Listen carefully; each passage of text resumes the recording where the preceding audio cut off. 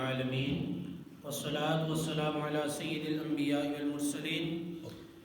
أما بعد فأعوذ بالله من الشيطان الرجيم بسم الله الرحمن الرحيم قال الله تعالى وتبارك في القرآن المجيد والقرآن الرشيد ما كان محمد أبا أحد من رجالكم ولكن رسول الله وخاتم النبيين وكان الله بكل شيء عليما صدق الله العظيم وبلغنا رسوله النبي الكريم ونحن على ذلك لمن الشاكرين والشاهدين وقال الله تعالى في شان حبيبه مخبرا وآمرا إن الله وملائكته يصلون على النبي يا أيها الذين آمنوا صلوا عليه وسلموا تسليما باوجہ بلال مل کے شوق محبت کے ساتھ پڑھ لیجیے اللہم صلی علی سیدنا مولانا محمد وعلی آل سیدنا واصحاب سیدنا واولاد سیدنا مولانا محمد وبارک وسلم وصلی علیہ الصلاۃ والسلام علیک یا رسول اللہ وعلی آلک واصحابک یا حبیب اللہ الصلاۃ والسلام علی صاحب السکینہ وعلی آلک واصحابک یا ساکن المدینہ بندہ پروردگارم امت احمد نبی دوست دارم چار یارم تابع اولاد علی مذہب حنفیہ دارم ملت حضرت خلیل خاک پائے غوث اعظم زیر سایہ ہر ولی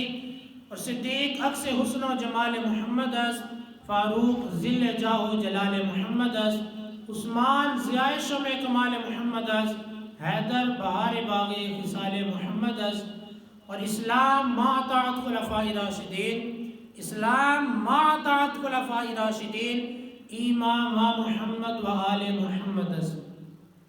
تمام تعریفیں اللہ تبارک و تعالیٰ کے لیے جو خالق کائنات بھی ہے اور مالک شخصیات بھی اور درود و سلام نبی پاک صلی اللہ تعالیٰ علیہ وآلہ وسلم کے لیے کہ جن کو اللہ تبارک و تعالیٰ نے اس کائنات کے اندر وما ارسلناک الا رحمۃ للعالمین اور خاتم النبیین بنا کر بھیجا۔ بیان شروع کرنے سے پہلے میں عرض کرتا چلوں کہ آج جمعۃ المبارک ہے، اللہ تبارک و تعالیٰ کا بے حد شکر ادا کرتے ہیں کہ اس نے ہمیں آج کا مبارک دن دیکھنا نصیب کیا، اور جو احباب مسجد میں آ چکے ہیں وہ بھی اللہ کا شکر ادا کریں کہ اس مالک نے ہمیں مسجد میں آنے کی توفیق عطا فرمائی، اور جو بھائی ابھی تک گھروں میں بیٹھے ہوئے ہیں یا جو اپنے کام کاج میں مصروف ہیں تو یاد رکھیں جمعہ کی پہلی اذان کے بعد کام کاج کی اجازت نہیں ہوتی ہے، خرید و فروخت کی اجازت نہیں ہوتی، تو اپنے معاملات کو جلدی سے کلیئر کر کے جلدی سے مسجد کے اندر تشریف لیں۔ مصطفیٰ کریم صلی اللہ تعالیٰ علیہ وآلہ وسلم نے ارشاد فرمایا کہ جو شخص مجھ پر جمعہ کے دن 200 مرتبہ درود پاک پڑھتا ہے اللہ تبارک و تعالیٰ اس کے 200 سال کی گناہ معاف فرما دیتا ہے۔ عمل چھوٹا ہے اجر بڑا ہے، تو میں بھی نیت کرتا ہوں آپ بھی نیت کریں کہ انشاءاللہ الکریم آج جمعہ کے دن مغرب کی اذان سے پہلے پہلے ہم جو ہے وہ اپنی 200 مرتبہ درود پاک کی تعداد کو مکمل کر لیں گے۔ اللہ تبارک و تعالیٰ کی بارگاہ میں دعا ہے کہ اللہ پاک ہمیں اپنی نیت پر عمل کر دیں اور اس پر ہمیں اجر عطا فرمائے۔ میرے آج کے بیان کا موضوع ویسے تو جو موضوع پہلے سلیکٹ کیا ہوا تھا وہ شب برات کے حوالے سے تھا، اس کے اندر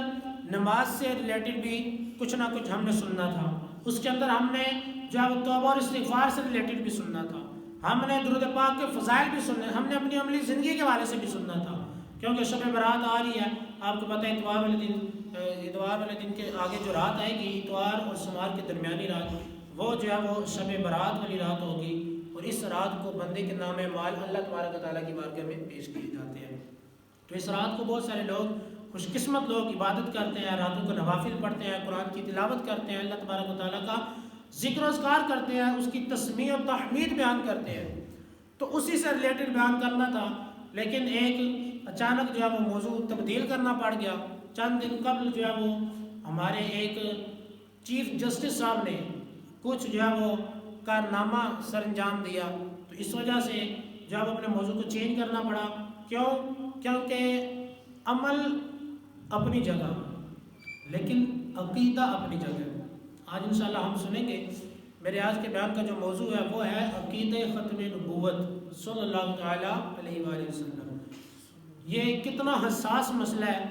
یہ کتنا اہم مسئلہ ہے، کتنا اہم عقیدہ ہے، یہ انشاءاللہ ہم جو ہے وہ سنیں گے۔ اور حضور صلی اللہ تعالیٰ علیہ وآلہ وسلم کی خاتمیت کے حوالے سے، آپ کے خاتم النبیین ہونے کے حوالے سے ہم جو ہے وہ سنیں گے کہ اس کے حوالے سے رب کیا فرماتا ہے، اس حوالے سے جبریل امین کیا فرماتے ہیں، اور مصطفیٰ کریم نے خود اس حوالے سے کیا فرمایا، اور پھر حضور کے خاتم النبیین ہونے کے حوالے سے صحابہ کرام تابعین کرام نے کیا کردار ادا کیا، وہ انشاءاللہ ہم سنیں گے۔ میں اللہ پاک کی بارگاہ میں دعا کرتا ہوں کہ اللہ تبارک و تعالیٰ مجھے حق بیانی کرنے کی توفیق عطا فرمائے، اور مجھ سمیت آپ کو حق سن کر اس پر عمل پیرا ہونے کی توفیق عطا فرمائے۔ میں نے آپ کے سامنے قرآن مجید فرقان حمید کی جو آیت کریمہ تلاوت کرنے کا شرف حاصل کیا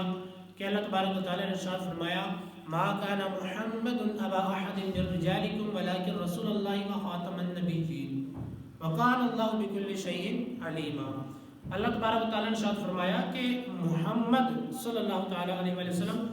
تم میں سے کسی بالغ مرد کے باپ نہیں ہیں، تم میں سے کسی بالغ مرد کے باپ نہیں ہیں، لیکن اللہ کے رسول اور آخری نبی ہیں۔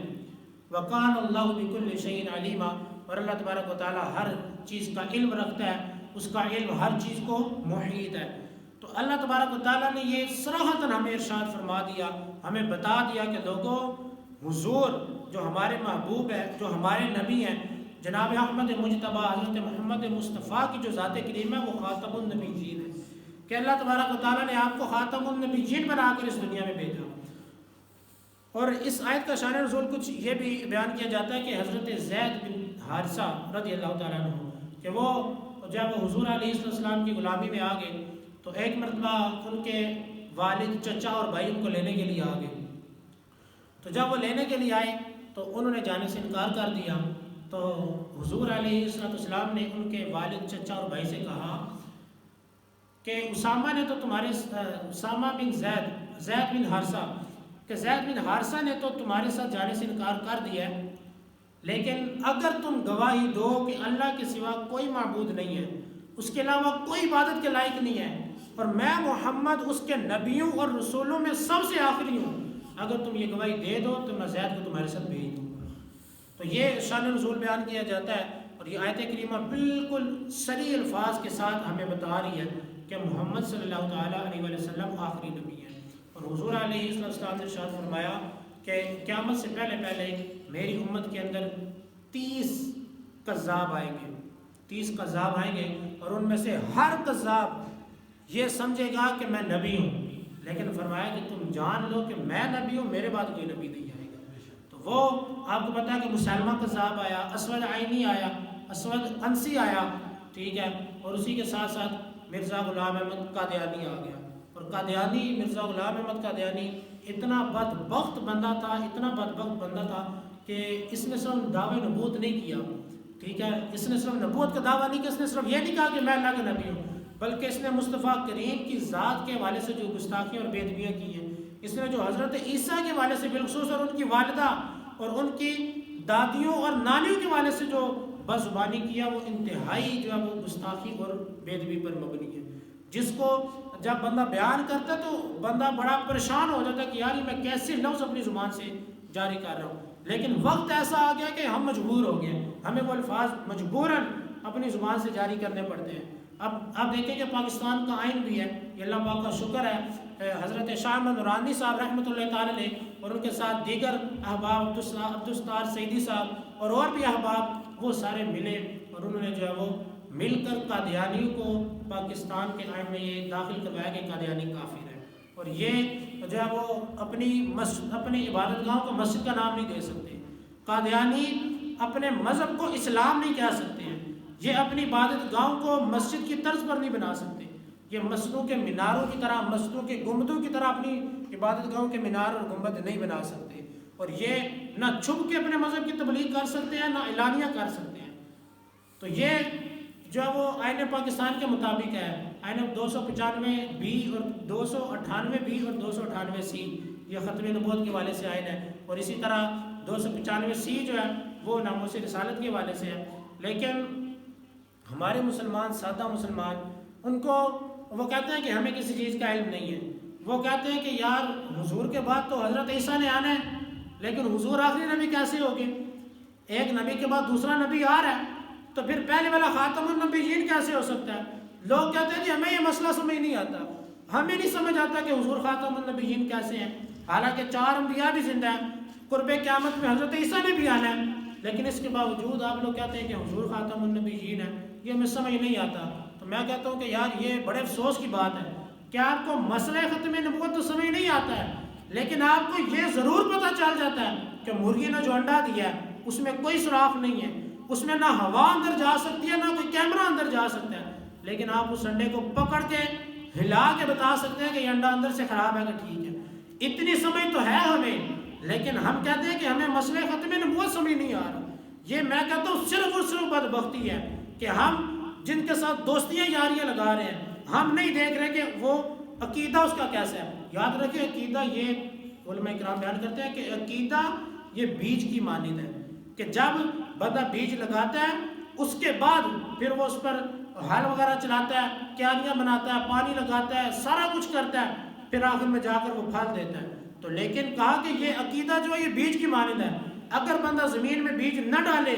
ہل بھی چلاتا رہے، کیاریاں بھی بناتا رہے، وہ جو ہے اس میں پانی بھی خوب ڈالتا رہے، لیکن ان سارے عملوں کا اسے کوئی فائدہ نہیں ہوگا۔ کیوں؟ کیونکہ جو بیج تھا، جو اصل تھی، اس نے وہی نہیں ڈالا۔ تو اسی طرح عقیدہ یہ بھی بیج کی مانند ہے، اگر عقیدہ درست ہوگا پھر اس کے اوپر ہم اعمال کریں گے تو ہمیں فائدہ ہوگا۔ عقیدہ درست نہیں ہے، جتنے مرضی نمازیں پڑھیں، جتنے مرضی روزے رکھیں، جتنا مرضی صدقہ کریں، حج کریں، ہمیں اس اعمال کا، ان سارے اعمال کا کوئی فائدہ حاصل نہیں ہونے والا ہے جب تک ہمارا عقیدہ اور حضور علیہ السلام کی ناموس رسالت، حضور علیہ السلام کی ختم نبوت، یہ تو بڑا حساس عقیدہ ہے۔ یہ حضرت امام مالک فرماتے ہیں کہ اگر امت حضور کی ناموس کی حفاظت نہیں کر سکتی تو ایسی امت کو چاہیے کہ وہ مر جائے، وہ زندگی گزارنے کے قابل ہی نہیں ہے، وہ اس لائق ہی نہیں ہے کہ وہ زندگی گزارے۔ ہمیں رب تعالیٰ نے، آپ دیکھیں کہ کتنی ہمارے اعمال کیسے ہیں، یہ شاید مجھے بیان کرنے کی ضرورت نہیں ہے۔ کوئی گناہ ایسا نہیں ہے جو ہم نہیں کرتے ہیں، ہم سارے گناہ کرتے ہیں۔ ہم اپنی بہنوں، اپنے بھائیوں کے مالوں کے اوپر سانپ بن کے بیٹھ جاتے ہیں، ہم جھوٹ بولتے ہیں، ہم غیبت کرتے ہیں، اپنے بھائیوں پر بہتان لگاتے ہیں، لیکن بہت سارے گناہ کرنے کے باوجود رب نے فرمایا کہ کنتم خیر امۃ اخرجت للناس، تم سب سے بہترین امت ہو۔ رب نے فرمایا کہ ہم نے تمہیں بہترین صورت میں پیدا کیا، رب تعالیٰ نے ہمیں اشرف المخلوقات میں بنایا، ہمیں حسن عطا کیا، ہمیں جسم عطا کیا، ہمیں بے شمار نعمتیں عطا کی، لیکن اگر ان نعمتوں کا بدلہ ہم ادا کرنا چاہیں تو ہم ادا نہیں کر سکتے۔ لیکن ان ساری نعمتیں، ہمیں یہ ساری نعمتیں کیوں ملی؟ یہ ملی تو صرف حضور کے صدقے سے ملی، یہ فقط حضور کے وسیلے سے ملی۔ لیکن اگر ہم حضور کی ختم نبوت کا پیرا ہی نہیں دے سکتے تو پھر جو ہے وہ ہمیشہ زندگی گزارنے کا بالکل حق حاصل نہیں ہے۔ اب آپ دیکھیں کہ وقت ایسا آ گیا کہ ہمارے بڑے بڑے جو عہدے داران ہیں، ہمارے اوپر جو ارباب اختیار بیٹھے ہوئے ہیں، ان کو اسلام کی سمجھ بوجھ ہی نہیں ہے۔ میں کہتا ہوں کہ ان کو اسلام کے بارے میں پتہ ہی نہیں ہے، کوئی نالج ہی نہیں ہے۔ وہ کہتے ہیں کہ ہم مسلمان ہیں، وہ قاضی بنے ہوئے ہیں، لیکن انہیں کسی چیز کا شعور نہیں ہے۔ حضور نے فرمایا، حضرت جبیر بن مطعم کہتے ہیں کہ میں نے حضور کو یہ فرماتے ہوئے سنا کہ مصطفیٰ کریم نے فرمایا کہ میں محمد ہوں، فرمایا کہ میرے بہت سارے نام ہیں، میں محمد ہوں، میں احمد ہوں، فرمایا کہ میں حاشر ہوں کہ اللہ تبارک و تعالیٰ سارے لوگوں کو میرے قدموں پر جمع کرے گا، فرمایا کہ میں ماحی ہوں کہ اللہ تبارک و تعالیٰ میرے ذریعے سے کفر کو مٹا دے گا، محو کر دے گا، اور پھر حضور نے فرمایا کہ میں عاقب ہوں۔ عاقب مطلب کہ میرے بعد کوئی نبی نہیں آئے گا۔ حضور نے یہ بتا دیا، اور آئین پاکستان میں نے آپ کو بتایا کہ یہ قادیانی بالکل اپنے دین کی جو ہے وہ تبلیغ نہیں کر سکتے ہیں، لیکن ہمارے چیف جسٹس صاحب فائز عیسیٰ صاحب وہ کیا کرتے ہیں؟ وہ کہتے ہیں کہ توہین قرآن کی دفعات کو خارج کیا جائے۔ وہ حکم دے رہے ہیں اکیلے بیٹھ کے، حالانکہ یہ وہ کر ہی نہیں سکتے ہیں، ان کے جو ہے نا وہ ماتحت میں یہ آتے نہیں ہے کہ وہ اس چیز کو تبدیل کرے۔ وہ کہتے ہیں کہ توہین قرآن کے دفعے کو جو ہے نا خارج کیا جائے۔ وہ کہتے ہیں کہ قادیانیوں کو کھلی اجازت دی جائے، یہ بشک اپنی مسجدیں بنائیں، اپنی عبادت گاہوں کو مسجدوں کا نام دے، بشک یہ دین اسلام اپنے مذہب کی دین اسلام کی طرح تبلیغ کرتے رہے، لیکن ہم کہتے ہیں کہ یہ ہم آپ کے فیصلے کو مانتے ہی نہیں ہیں، ہم بلکہ آپ کے اس فیصلے کی پرزور مذمت کرتے ہیں کہ آپ قادیانیوں کو خوش کرنا چاہ رہے ہیں۔ یہ کس وجہ سے ہمارے حکمران کرتے ہیں؟ یہ صرف یہ والے چیف جسٹس صاحب نہیں، ان سے پہلے جو گزرے، ان سے پہلے گزرے، کوئی آسیہ ملعونہ کو بدبخت جو ہے اس کو باہر بگوا رہا ہے، کوئی کیا کر رہا ہے، کوئی کیا کر رہا ہے، کوئی قادیانیوں کو سپورٹ کر رہا ہے۔ مطلب کہ جو بھی آتا ہے وہ رسول اللہ صلی اللہ تعالیٰ علیہ وسلم کی سیرت پر نہیں چلتا ہے، وہ کیا کرتا ہے؟ وہ یہود و نصارہ کے ٹکروں پر پلتا ہے۔ کس وجہ سے؟ کہ کل کو میں ریٹائر ہوں تو کل دیگر ممالک کے اندر جا کر، باہر کے ملکوں کے اندر جا کر جو وہ میری جان کی حفاظت ہو جائے، میں وہاں پر جا کر اپنا کاروبار بنا سکوں، کوٹھیاں بنا سکوں۔ یہ اپنی دنیا کی خواہشیں جو ہے وہ حاصل کرنے کے لیے لوگ جو ہے وہ دین کو پس پش ڈال رہے ہیں۔ لوگوں کو پتہ ہی نہیں ہے کہ ختم نبوت کیا ہے۔ اب آپ دیکھیں کہ بالکل علی اعلان کہا جا رہا ہے۔ دیکھیں اگر قادیانیوں کے ساتھ انسانی طور پر، ان کی عزت کے طور پر، ان کے مالی اعتبار سے اگر کوئی ظلم کرتا ہے تو پھر آپ قادیانی کے حق میں بے شک فیصلہ دیں، آپ بے شک اس کی حمایت کریں۔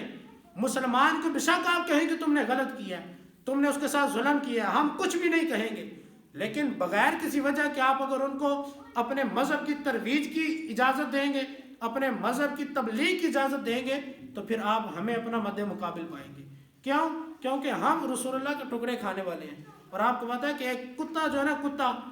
وہ بھی جب کسی مالک کے 2 ٹکڑے کھاتا ہے نا تو اس کو مالک مارتا بھی رہے تو وہ اس کا در چھوڑ کے نہیں جاتا۔ تو ہم بھی اپنے محبوب کے کتے ہیں، بلکہ میں تو یہ سمجھتا ہوں کہ ہم رسول اللہ کے وہی کتے ہیں کہ جن کے بارے میں میرے امام نے کہا کہ کیا دبے جس پہ ہو حمایت کا پنجہ تیرا، شیر کو خاتے میں نہیں لاتا کتا تیرا۔ ہم جب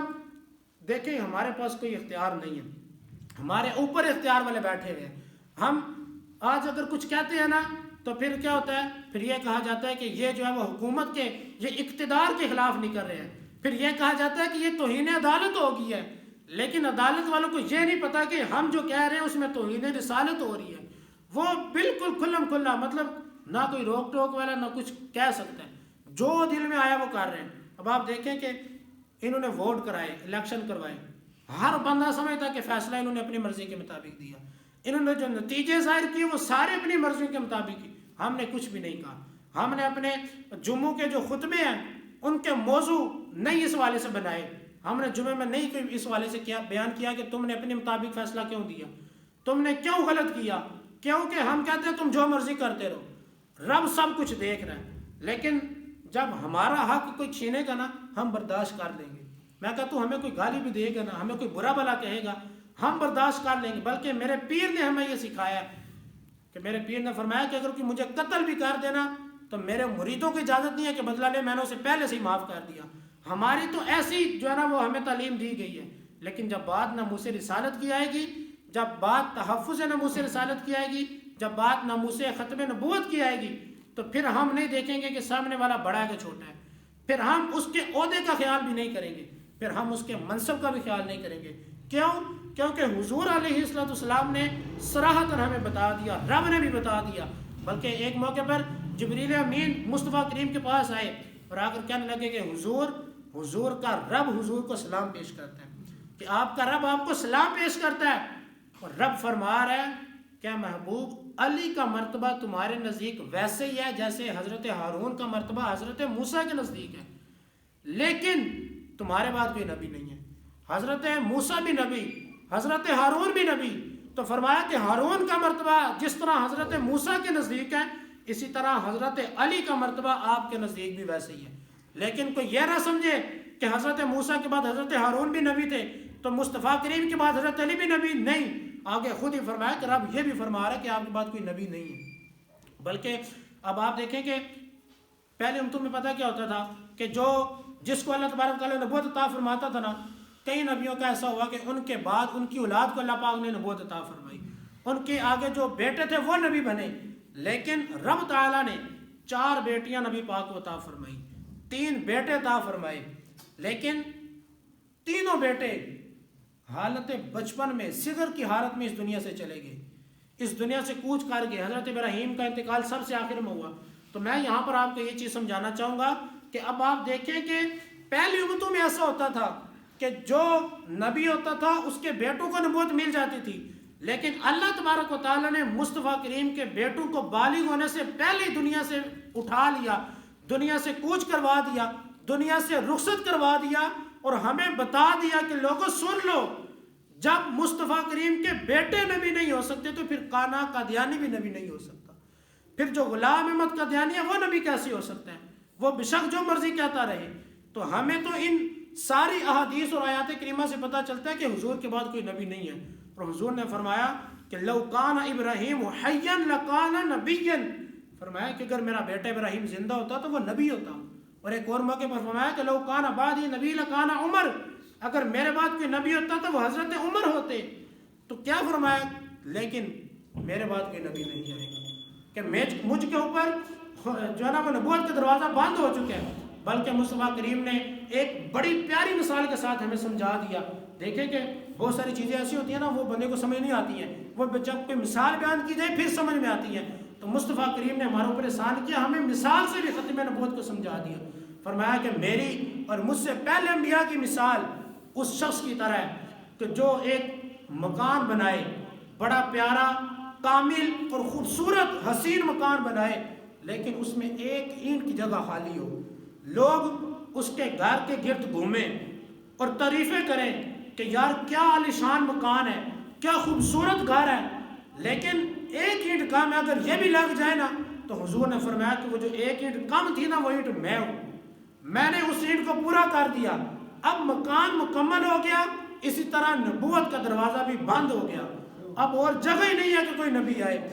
اور جب ہم کہتے ہیں نا کہ حضرت محمد مصطفیٰ صلی اللہ تعالیٰ علیہ وآلہ وسلم کے بعد قرب قیامت میں حضرت عیسیٰ آئیں گے، تو قادیانی وہ بدبخت ہمیں ایک دلیل دیتے ہیں، بلکہ ہمارے ناسمجھ جو میں تو کہوں گا جاہل مسلمان وہ بھی اس میں پھنس جاتے ہیں. وہ کہتے ہیں کہ دیکھو تم کہہ رہے ہو کہ نبی پاک کے بعد غلام احمد قادیانی نبی نہیں ہو سکتا، لیکن تم یہ بھی کہتے ہو کہ مصطفیٰ کریم کے بعد حضرت عیسیٰ نے آنے، اور پھر یہ بھی ساتھ کہتے ہو کہ حضرت عیسیٰ آئیں گے، لیکن پھر بھی حضور خاتم النبیین ہے. تو ہمیں تم یہ بتاؤ کہ جب حضور کے آنے کے بعد حضرت عیسیٰ آئیں گے پھر بھی حضور خاتم النبیین ہے، حضور کی نبوت میں فرق نہیں آ رہا، تو اسی طرح اگر غلام احمد کو ہم نبی مان لیں تو پھر تمہارے محبوب کی نبوت میں فرق کیسے آ سکتا ہے؟ پھر مصطفیٰ کریم کی نبوت میں فرق کیسے آئے گا؟ تو ہم کہتے ہیں کہ یہ تمہاری عقل ہی ہے کہ تمہیں یہ بات بھی سمجھ نہیں آئی. تم انڈے کو ہلا کے بتا سکتے ہو، تم پھل کو پکڑتے ہو سونگ کے بتا دیتے ہو کہ پھل میٹھا ہوگا کہ پھیکا ہوگا، لیکن تمہیں مسئلہ ختم نبوت سمجھ نہیں آ رہا. اور حضرت عیسیٰ آئیں گے، لیکن حضرت عیسیٰ اسی طرح آئیں گے جس طرح حضرت خضر کے پاس حضرت موسیٰ آئے تھے. حضرت موسیٰ نبی ہیں، کلیم اللہ ہیں، اور حضرت خضر وہ ولی ہیں. تو حضرت موسیٰ حضرت خضر کے پاس سیکھنے کے لیے گئے تھے، اور حضرت خضر نے فرمایا تھا کہ اگر میرے کاموں پر سوال اٹھایا میں آپ کو اپنے ساتھ نہیں رکھوں گا، میں آپ کو چھوڑ دوں گا، پھر آپ کی کسی بات کا نہ جواب دوں گا نہ آپ کو اپنے ساتھ رکھوں گا. تو حضرت موسیٰ نبی ہیں لیکن ولی کے پاس آ رہے ہیں. تو ہم کہہ رہے ہیں کہ حضرت عیسیٰ آئیں گے لیکن ان کو نبوت پہلے سے مل چکی ہے. اب وہ نبی بن کر نہیں بلکہ وہ امتی بن کر آئیں گے.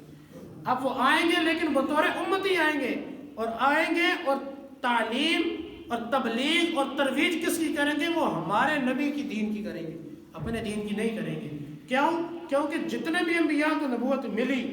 جب ان سے آگے والا نبی آیا تو پہلے نبی کی جو نبوت تھی نا، اچھا وصف نبوت جو ہے نا یہ کسی نبی سے ظاہر نہیں ہوتا. پہلے نبیوں کی شریعت وہ ختم ہو گئی لیکن ان کی نبوت ابھی بھی باقی ہے. یعنی کہ اب جیسے حضرت عیسیٰ آئیں گے تو وہ نبی تو ہیں لیکن وہ اپنے مذہب کی اپنے دین کی تبلیغ نہیں کر سکتے. کیوں؟ کیونکہ اب مصطفیٰ کریم کا جو دین ہے یہ ناسخ ہو گیا، یہ پچھلے ساروں دینوں کے اس نے منسوخ کر دیے. تو حضرت محمد مصطفیٰ صلی اللہ تعالیٰ علیہ وسلم کے خاتم النبیین ہونے کو رب تعالیٰ نے صرف ایک آیت میں بیان نہیں کیا. یہ ایک آیت ہوا جو بالکل صراحتاً ہمیں بتا رہی ہے، اور بہت ساری 7-8 آیتیں ایسی ہیں جس سے جو ہے وہ بالکل آسانی سے ہمیں مسئلہ ختم نبوت سمجھ آ رہا ہے. وَالْيَوْمَ أَكْمَلْتُ لَكُمْ دِينَكُمْ وَأَتْمَمْتُ عَلَيْكُمْ نِعْمَتِي وَرَضِيتُ لَكُمْ الْإِسْلَامَ دِينًا. رب تعالیٰ نے فرمایا کہ محبوب ہم نے آپ پر آج کے دن اپنے دین کو مکمل کر دیا، ہم نے آپ پر اپنی نعمتوں کو اپنے انعام کو پورا کر دیا، اور ہم نے آپ کے لیے اسلام کو دین کے طور پر چنا. تو جب دین مکمل ہو گیا تو پھر نئے دین کے آنے کی کوئی ضرورت ہی نہیں ہے. جب دین پورا ہو گیا رب نے فرما دیا کیا اکملت لکم دینکم، میں نے تم پر اپنے دین کو پورا کر دیا، تو پھر اب کسی نبی کی ضرورت بھی نہیں ہے. اب نبوت کا دروازہ بھی بند ہو گیا. اب یہ ذمہ داری حضور کے غلاموں کو دے دی گئی کہ اب نبی تو نہیں آنا لیکن جو حضور کے غلام ہیں بشک ان کا تعلق علماء کے ساتھ ہو، بشک ان کا تعلق پیران نظام کے ساتھ ہو، بشک ان کا تعلق عوام کے ساتھ ہو، اب وہ تبلیغ کریں گے تو صرف اور صرف مصطفیٰ کریم کے دین کی کریں گے. اور مصطفیٰ کریم نے یہ بہت ساری احادیث میں ہمیں بتایا۔ اسی طرح آپ دیکھ لیں کہ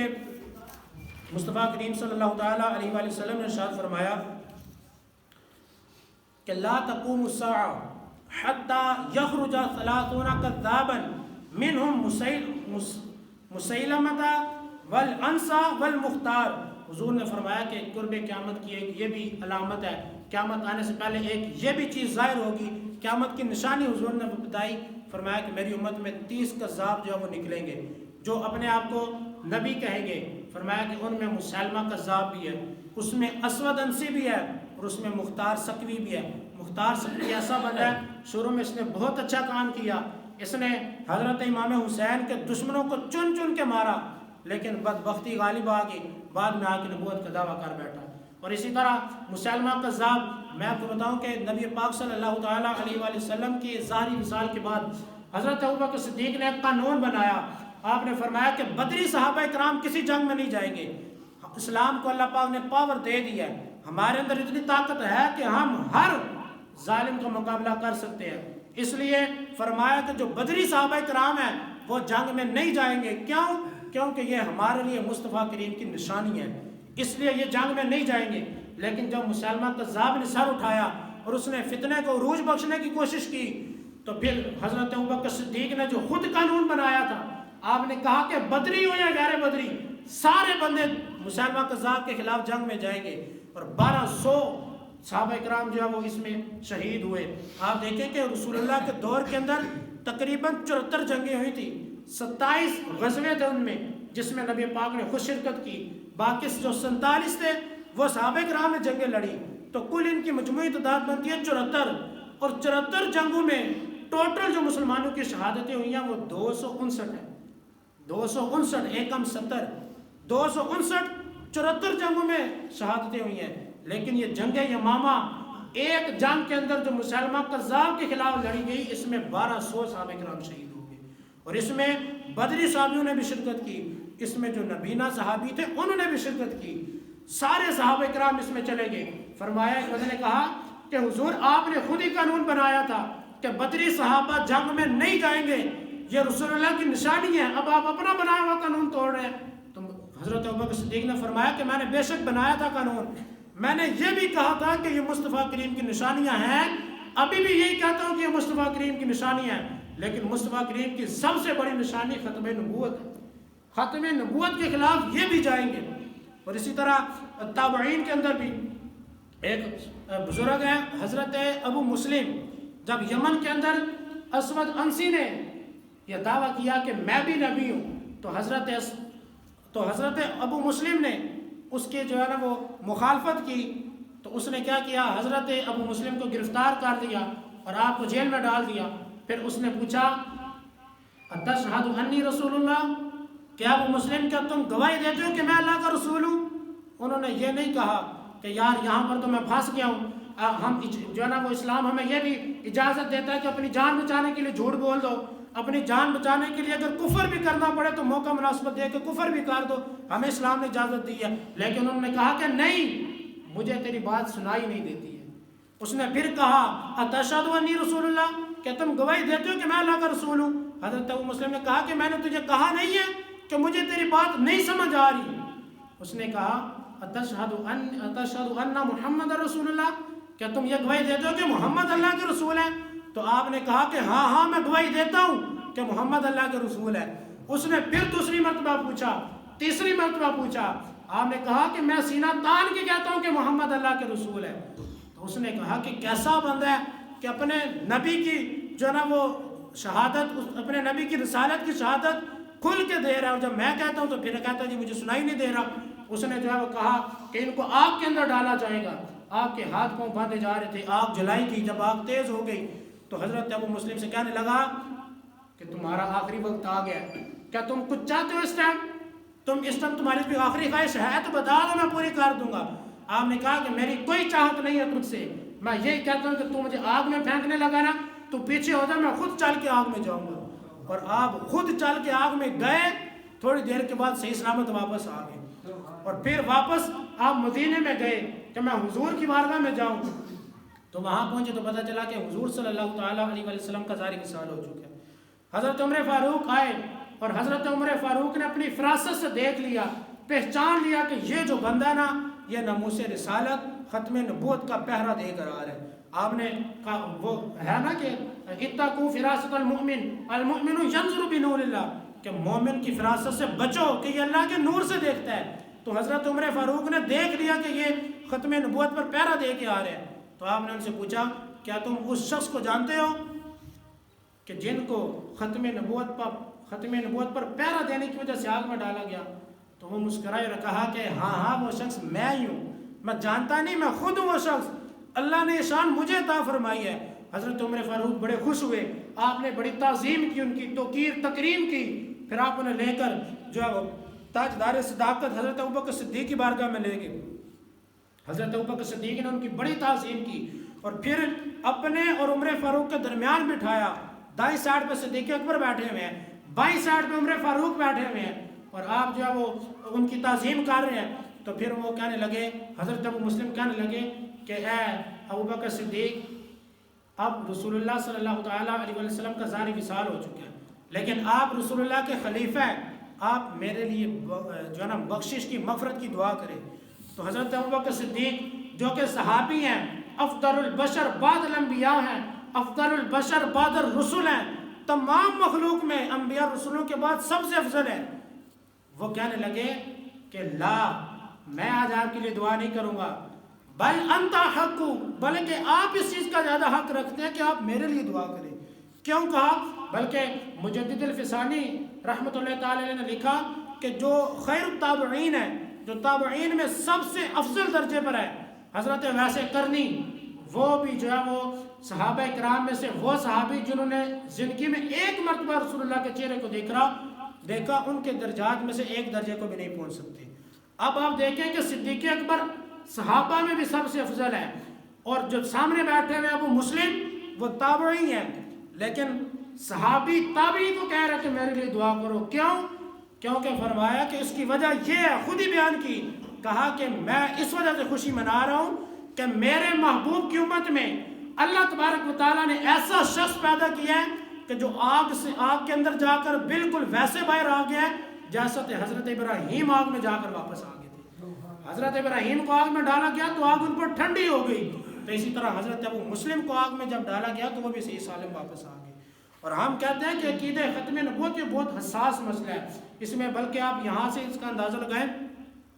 میرے مسلک کے امام احمد رضا خان فاضل بریلی رحمۃ اللہ تعالی علیہ، ان کے پاس ایک شخص آیا فتویٰ لینے کے لیے، مسئلہ پوچھنے کے لیے، آ کر کہنے لگا کہ حضور ہمارے علاقے میں ایک قادیانی ہے، سارے لوگوں نے اس سے بائیکاٹ کر دیے، قطع تعلقی کر دیا، نہ کوئی اسے سلام کرتا ہے، نہ خاطر ملاتا ہے، کوئی بالکل اس سے لین دین ہی نہیں رکھا ہوا، لیکن ہمارے علاقے میں ایک بوڑھی ہے، ایک مائی ہے، بی بی مسلمان ہے، لیکن وہ کہتی ہے ہمیں کہ تم غلط کر رہے ہو، تم اس قادیانی کے ساتھ بائیکاٹ کر کے غلط کر رہے ہو، وہ بیچارہ تمہیں کیا نقصان دے رہا ہے، آپ ہمیں بتائیں کہ اس خاتون کے والے سے کیا فتویٰ ہے۔ اعلیٰ حضرت نے فرمایا کہ سنو، وہ عورت جو یہ کہتی ہے کہ تم نے قادیانیوں کے ساتھ بائیکاٹ کر کے غلط کیا، وہ تمہیں نقصان نہیں پہنچا رہا، تمہیں اس کے ساتھ قطع تعلقی نہیں کرنی چاہیے۔ فرمایا کہ جس نے یہ جملے کہے ہیں وہ دار اسلام سے خارج ہو چکی ہے، وہ اس کے اوپر لازم ہے کہ وہ توبہ بھی کرے، تجدید ایمان کرے، اور اگر شادی شدہ ہے تو تجدید نکاح بھی کرے، کیونکہ اس کا نکاح بھی ٹوٹ چکا ہے۔ بالکل اتنے چھوٹے سے جملے کہنے سے فرمایا کہ وہ دار اسلام سے خارج ہو چکی ہے۔ اور ہمارے علماء کرام فرماتے ہیں من شک فی کفرہ و عذابہ فقد کفر، کہ جو ان کے کفر اور عذاب میں صرف ذرہ برابر بھی شک کرے نا وہ بھی دار اسلام سے خارج ہے۔ بلکہ یہاں تک علماء کرام نے بیان کیا کہ آپ کے سامنے جو بندہ بیٹھا ہوا ہے نا، آپ اس کے بارے میں شک کر سکتے ہیں کہ ہو سکتا ہے یہ بندہ نہیں جن ہو، یہ جن ہو سکتا ہے بندہ نہیں۔ فرمایا کہ آپ یہ گمان کر سکتے ہیں، لیکن آپ یہ گمان ذرہ برابر بھی نہیں کر سکتے کہ حضور کے بعد کوئی نبی آ سکتا ہے۔ ایک ہے ماننا، اقرار کر جانا، اور ایک ہے اس میں شک کرنا۔ فرمایا شک کرو گے تو پھر بھی دار اسلام سے خارج ہو جاؤ گے۔ تو یہ ختم نبوت بڑا حساس مسئلہ ہے، بڑا جو ہے نا اس میں سوچ سمجھ کر ہمیں چلنا چاہیے۔ ہم مانتے ہیں کہ ہم جو ہے وہ ارباب اختیار جو ہے وہ بڑے بڑے حکومتوں میں جو ہے وہ آگے جو بیٹھے ہوئے ہیں، عہدیدار بیٹھے ہوئے ہیں، جو ہم ان کے بارے میں بات کریں تو ہمیں پتہ ہی نہیں چلنے دیتے کہ وہ راتوں رات اٹھا کے لے جاتے ہیں، لیکن ہم کہتے ہیں کہ آپ جو مرضی کرتے رہیں، ہم آپ کو کچھ نہیں کریں گے، لیکن ہماری ایک ہی ڈیڈ لائن ہے، اور وہ ہے ناموس رسالت اور ختم نبوت۔ اگر اس ڈیڈ لائن کو کراس کرنے کی کوشش کرو گے تو ہمیں اپنے مد مقابل پاؤ گے۔ تم حرام کھاؤ یا حلال، جو مرضی کرتے رہو، ہم کچھ نہیں تمہیں کہیں گے، لیکن بات یہ ہے کہ تم جس نبی کے دین کی تم بات کرتے ہو، کہتے ہو کہ ہم مسلمان ہیں، ہم رسول اللہ کے امتی ہیں، کم از کم ان کے دین پر عمل کرنے کی کوشش تو کرو نا، کم از کم اس نبی کی ختم نبوت کے حوالے سے تو اپنے آپ کو ٹھیک کرو۔ کوئی ہے تو وہ آسیہ ملعونہ کو جناب والا باقاعدہ سپورٹ کر کے اس کو جو ہے نا وہ اس کے ساتھ بندے وغیرہ بڑے پروٹوکول کے ساتھ اس کو باہر بھیج رہے ہیں، اور کوئی ہے وہ کہتا ہے جی قادیانیوں کو اجازت ہے کہ وہ بشک قرآن کے غلط ترجمے کرے، وہ کہتے ہیں کہ بشک جو وہ قادیانی اپنے مذہب کو دین کا نام دے، وہ اپنے مذہب کی تبلیغ کرے، تو اس چیز کی ہم بالکل اجازت نہیں دیتے۔ اب چیف جسٹس فائز عیسیٰ، اب اس بندے نے جو دعویٰ کی، اس بندے نے جو حکم دیا کہ توہین قرآن کے دفعے کو جو ہے وہ خارج کیا جائے، اقلیتوں کے جو تردید، ان کی جو ترویج ہے، تو جو تبلیغ یہ کرتے ہیں ان کے دفعات کو خارج کیا جائے، تو یہ حکم یاد رکھیں ایک قاضی دے ہی نہیں سکتے، اس کے لیے بڑے جو ہے نا وہ فیصلے کروانے پڑتے ہیں، بڑوں کے پاس جانا پڑتا ہے۔ تو یہ جو اس بندے نے یہ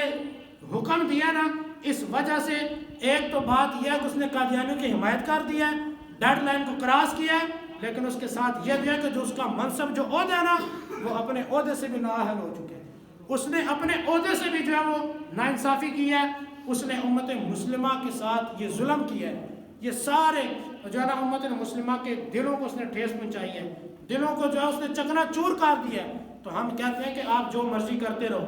جو مرضی آپ، کتنے ایسے ہیں کہ جناب وہ اپنے حکومت میں، اپنے اقتدار میں آنے کی وجہ سے انہوں نے کافروں کو جا کر جو ہے نا وہ دودھ نہیں چڑھایا ان کے بتوں کو، کئیوں نے جناب والا شیعوں کے اندر جا کر وہ سارا کچھ نہیں کیا، ہمیں سارا کچھ پتہ ہے۔ اس ملک پاکستان، اسلامی جمہوریہ پاکستان، اس کے وزیروں میں کافر بھی گزر گئے ہیں، وہ بھگوان داس کون تھا؟ کافر تھا نا، لیکن ہم نے کچھ نہیں کہا، کسی نے کچھ نہیں کہا کہ جو مرضی کرو، لیکن بات یہ ہے کہ جب تم ناموس رسالت کے حوالے سے، ختم نبوت کے حوالے سے ہلکی بات کرو گے تو پھر ہم تمہیں اس چیز کی اجازت نہیں دیں گے، ہم تمہیں اپنے جوتے کی نوک پر رکھیں گے، پھر ہم تمہارے منصب کا، تمہارے عہدے کا خیال ذرہ برابر بھی نہیں کریں گے۔ تو اس لیے سارے بندے، آپ لوگ سوشل میڈیا بہت سارے بندے یوز کرتے ہیں، آپ فیس بک، یوٹیوب، انسٹا، یہ ساری چیزیں یوز کرتے ہیں، تو آپ کو یہ پتہ ہونا چاہیے کہ میں نے کس چیز کو آگے شیئر کرنا ہے، کس کو نہیں کرنا۔ ہمیں اتنا بھی نہیں پتہ پی ایس ایل جو ہو رہا ہے، اب دیکھیں گے آپ، کس کو نہیں پتہ، کافر بھی کہہ رہے ہیں کہ اسرائیل ظلم کر رہا ہے فلسطین کے اوپر، وہ مسلمانوں کو ختم کرنے کے ارادے سے جو نا وہ لگا ہوا ہے، لیکن کیا ہے کہ ہمارے حکمرانوں نے وہاں پر دو جملے بھی نہیں بولے ہیں، وہ کچھ بھی نہیں بول رہے کہ کہیں یہود و نصارہ ہمارے سے ناراض نہ ہو جائے، تو یہ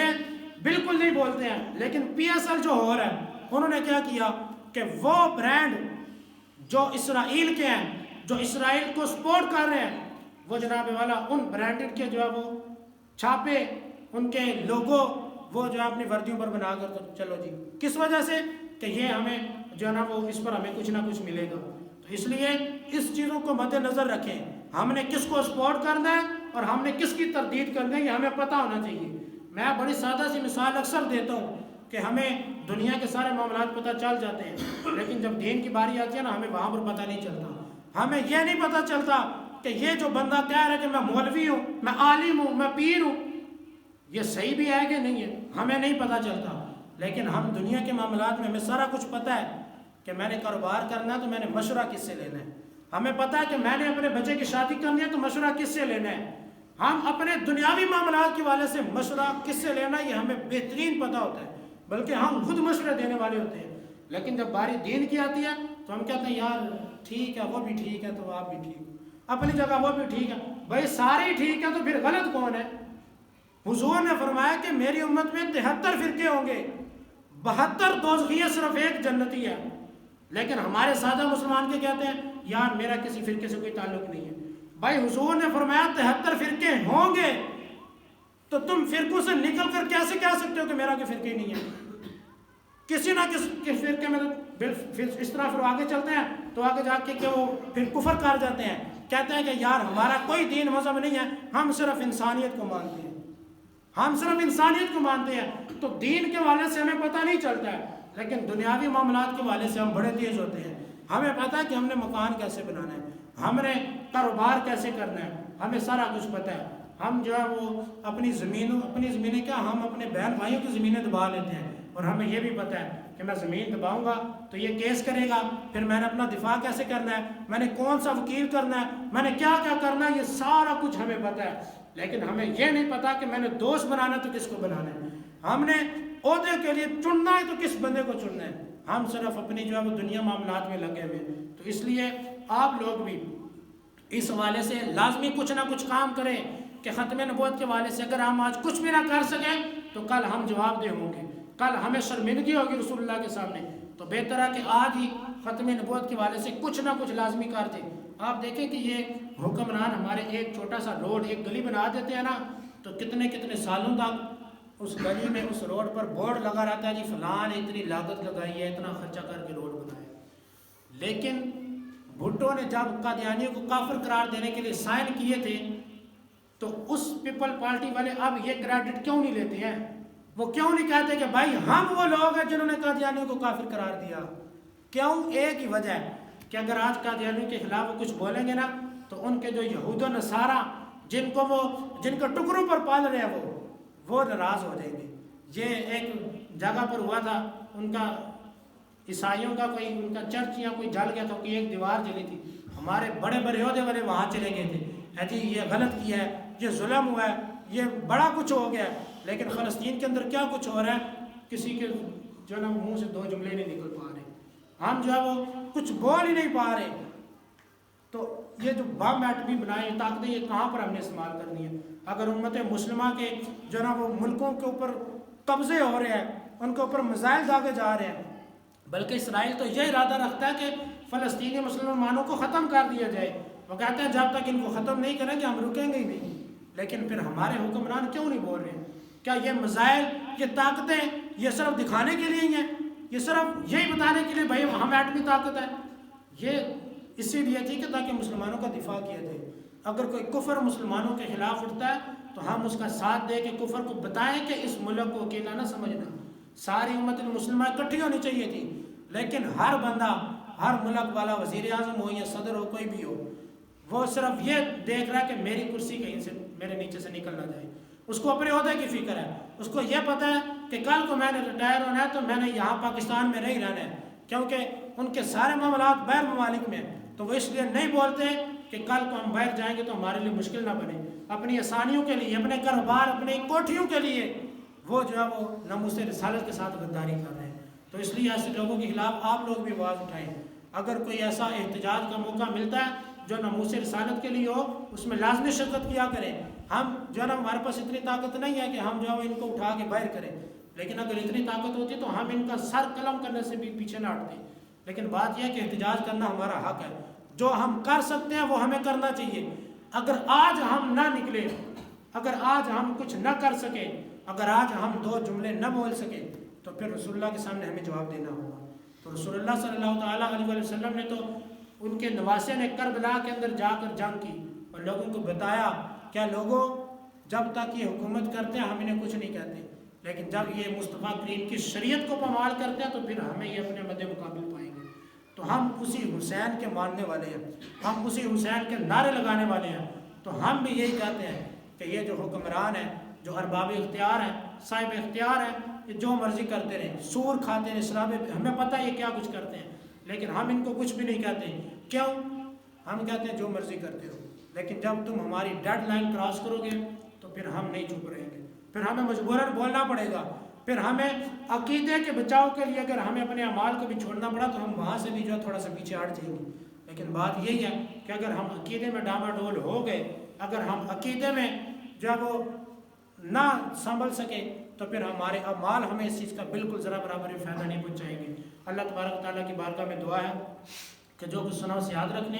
اس پر عمل کرنے اور اسے دوسروں تک پہنچانے کی توفیق عطا فرمائے. اور اللہ تبارک تعالیٰ ہمیں اور قیامت تک آنے والی ہماری ساری نسلوں کو عقیدہ ختم نبوت پر قائم رکھے اور انہیں تحفظ ناموس رسالت اور عقیدہ ختم نبوت کے لیے اپنے مال، اپنی جان، اپنی اولاد کو قربان کرنے سے بھی پیچھے نہ ہٹنے کی طاقت عطا فرمائے. آمین بجائے نبی الامین صلی اللہ تعالیٰ علیہ وسلم. تمام احباب سنت